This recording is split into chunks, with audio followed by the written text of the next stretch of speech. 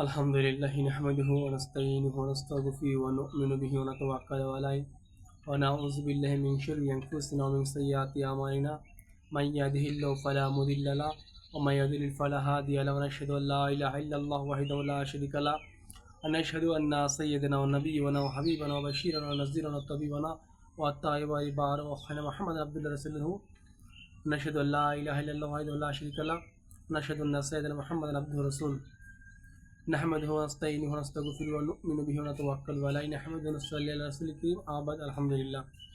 মহান আল্লাহ তাআলার দরবারে লাখ শুকরিয়া যে আল্লাহ পাক আমাদেরকে দুনিয়াতে হায়াত তৈয়বা বাঁচিয়ে রাখছেন। দুনিয়াবী সমস্ত ফিতনা থেকে ঝামেলা থেকে আল্লাহ তাআলা ফারাক করে আমাদেরকে দিনের মধ্যে জাতীয় মতো বড় তৌফিক করছেন।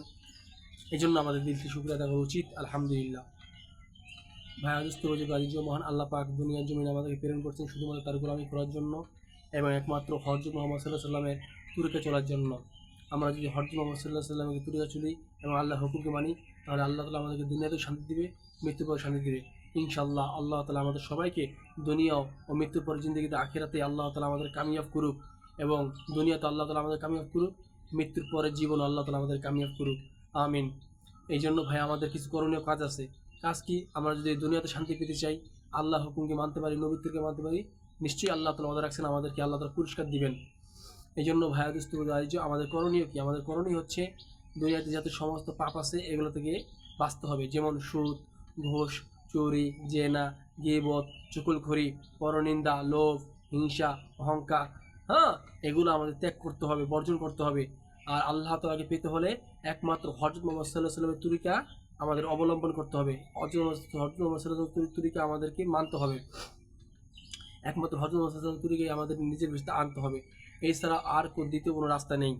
এই জন্য আমাদের জীবনকে যদি আমরা বাস্তবায়িত করতে চাই, সুন্দরভাবে গঠন করতে চাই, তাহলে আমাদের জীবনে হযরত মুহাম্মদ সাল্লাল্লাহু আলাইহি ওয়াসাল্লাম যে সুন্নতগুলো রেখে গেছেন, ওই সুন্নতি তরিকাগুলো আমাদের মাঝে আনতে হবে।